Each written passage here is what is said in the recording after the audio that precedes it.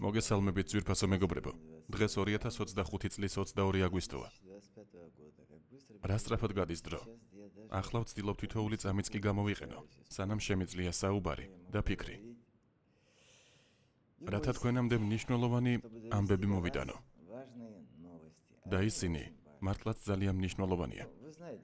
თქვენ იცით, რომ ყოფილი საბჭოთა კავშირის ყველა ქვეყანაში სასამართლოს თვითნებობა ხდება. ეს არის კორუფციის ერთ-ერთი მთავარი პრობლემა. იმიტომ რომ პირველ რიგში ყველა მოსამართლე, თითქმის ყველა მოსამართლე ერთ ასეთ ყრილობაზე ვიყავი, ბევრი მათგანი მილიარდერია.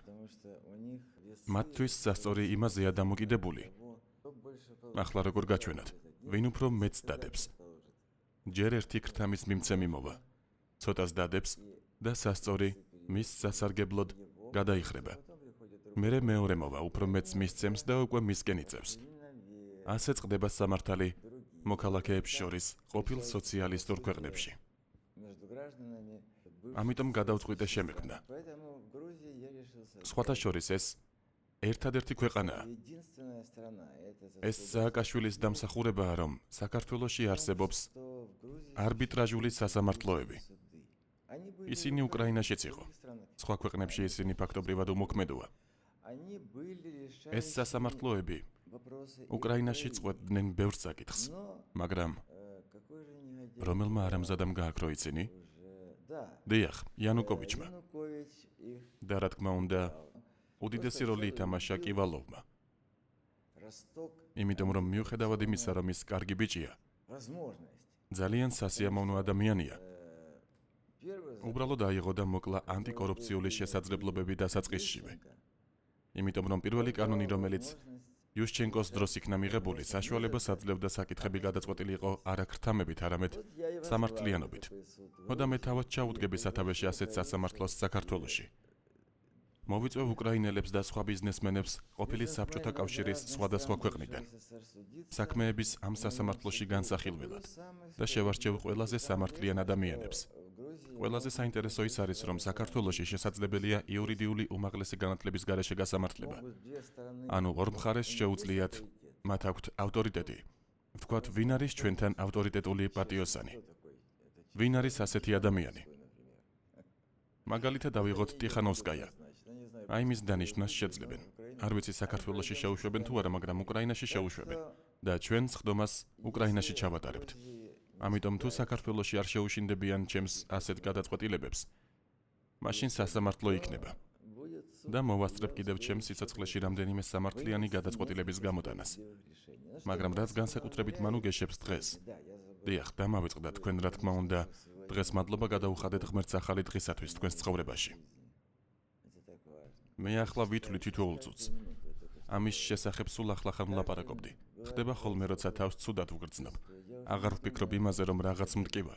ვფიქრობ იმაზე, რომ ვერ მოვასწრებ რაღაც მნიშვნელოვანის გაკეთებას ფონდში, რომლის ინტერესებითაც ვცხოვრობ. უზარმაზარი საქველმოქმედო ფონდი, რომელიც არ არსებობს არც ერთ ყოფილ საბჭოთა ქვეყნის ტერიტორიაზე. მე ის საქართველოში შევქმენი. ძალიან მნიშვნელოვანია, რომ თქვენამდე სიახლეები მოვიტანო, ამიტომ მოუფრთხილდით ჩემს ჯანმრთელობას. დააჭირეთ ზარის ღილაკს და გამოიწერეთ გვერდი, რათა დრო არ დავკარგო სხვადასხვა განმარტებებზე. და რა თქმა უნდა, მე აღბრთოვანებული ვარ ტრამპით. მან მიიღო კანონი, რომლის მიხედვითაც საერთაშორისო სისხლის სამართლის სასამართლოს ორი უღირსი მოსამართლე სანქციებით დასაჯა. ნეტავ ყველა ჩვენი მოსამართლე, როგორც უკრაინაში, ასევე სხვა ქვეყნებში. არ მინდა ისეთი რამ ვთქვა, რომ მერე თქვენთვის არასასურველი შედეგი დადგეს. იყავით ფრთხილად. სხვათა შორის, ყოველთვის როცა კომენტარს წერთ, რადგან ყველაფერი შეიძლება მოხდეს. მან ისინი დასაჯა იმისათვის, რომ მათ დაიწყეს ამერიკელი ჯარისკაცების სისხლის სამართლებრივი დევნა, რომლებიც ავღანეთში ხალხის თავისუფლებისთვის იბრძოდნენ. არაფერი განსაკუთრებული არ გაუკეთებიათ. მაგრამ ომია. ერთი მეორეს ესვრის. ეს უკვე ვერ იქნება მკვლელობა. და სანქციები დააკისრეს ნეთანიაჰუს, პრემიერ-მინისტრს. ეს ნაგავი სანქციებს აკისრებს და შედეგად ის ვეღარ აღმოჩნდება იმ ქვეყნებში, სადაც ანტისემიტიზმი ვრცელდება. ანტისემიტიზმი სრული დატვირთვით ვითარდება. ყველაფერი პირდაპირ მიდის, თითქოს იმ ომისკენ, რომელიც ჰიტლერმა ოდესღაც წამოიწყო. ერთ-ერთში უკვე მერცი გამოდის ებრაელების წინააღმდეგ. როგორ ბედავ, შენი ხალხი გიჟი გამოდის. ნებისმიერი ხალხი შეიძლება პროპაგანდის ქვეშ აღმოჩნდეს და დაკარგოს ორიენტირი. ის უკვე აცხადებს, რომ ებრაელები ცუდები არიან. უნდა პრობლემები შეუქმნან ყველგან. დიახ. რა თქმა უნდა, როგორიც არ უნდა იყოს, შეიძლება სადღაც ცდება ნეთანიაჰუ.